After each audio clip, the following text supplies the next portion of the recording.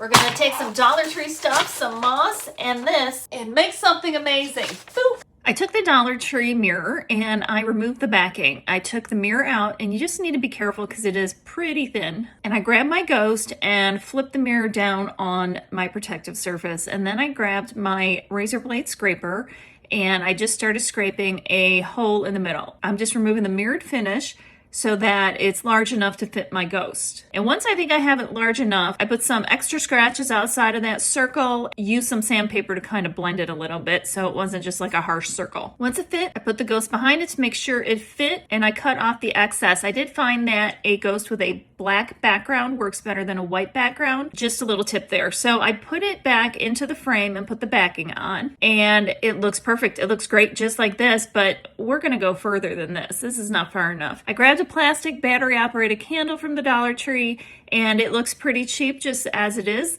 white and plastic. Grabbed my glue gun and I started dripping hot glue down it like candle wax was melting. I put some painter's tape over the flame, and then I spray painted the whole thing a matte black. Now it looks like a really nice candle. Then I had a heart-to-heart and thought, do I need a big statement spider or a bunch of little spiders? I grabbed my fairy lights because of course we're gonna wanna light this up.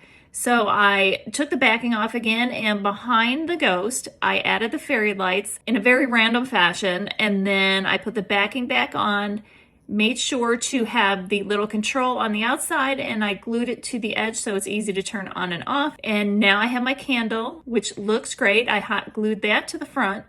And the bottom has kind of a ribbed area, which I wanted to cover. So I took some Spanish moss and I just put it right over, running along the bottom. I added my big statement spider to the side, like it's crawling down onto the frame. And if any hot glue was showing, I just added a little more of that Spanish moss just to cover it so you wouldn't see it. And now here it is. All you have to do is twist that candle to turn it on and off, and he looks pretty great, pretty spooky. All you need is an easel or a plate stand just to set him up. You can see the fairy light shining through, and it gives him that extra spooky look. Now let's check out what he looks like when it's dark. Oh yeah, now he looks good. The candle's lit up and the fairy lights are lit up, and he is looking good. Give me a rating, 1 to 10. 10 is spectacularly spooky and 1 is sad. Let me know what you think down in the comments below. I think he looks just as good in the daytime as he does at night with the lights on or with the lights off. Either way, I think he looks pretty darn good. He is a great dollar store DIY for Halloween.